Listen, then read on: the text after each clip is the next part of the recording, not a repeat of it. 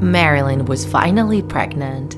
She had been wanting to have a baby for a long time, but her husband refused.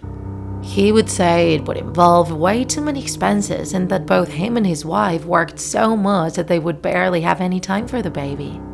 However, Marilyn managed to convince him.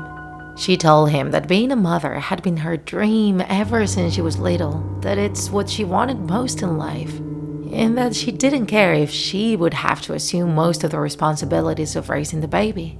And at the end, her husband understood how much she wanted it and thought that it could also end up being a good thing for him. However, 7 months later, when Marilyn's belly showed she had a little person inside, everything went south. One day, while she was buying groceries with her husband, she started to bleed and fainted.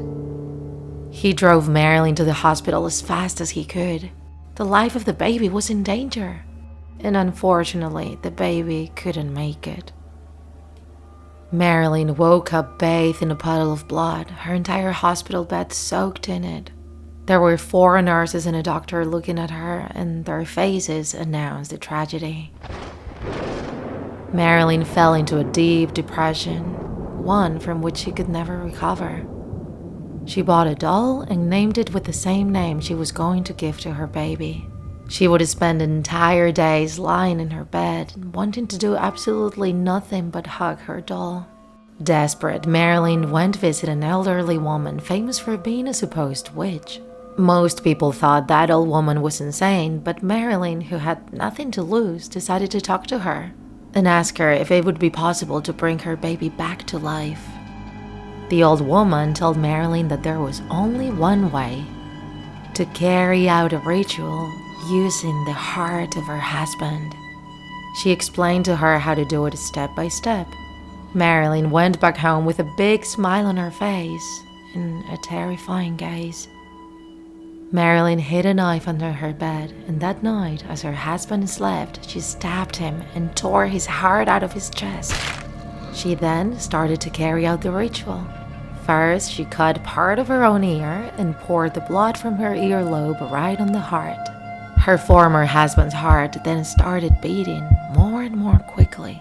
It also started to grow little by little as the beats resounded more and more intensely, until it exploded, covering the entire room in blood. Marilyn patiently waited, but eventually her smile disappeared from her face. Nothing happened. She went back to her bed and saw the corpse of her former husband lying on it. She then saw reflected in the mirror her clothes and face covered in blood. She then noticed that her hand felt heavy, so she let loose, letting her homicidal weapon fall, and it hit the floor so hard that it alerted the neighbors. Marilyn asked herself what she had done. However, as much as she regretted the atrocity she had just committed, it was too late.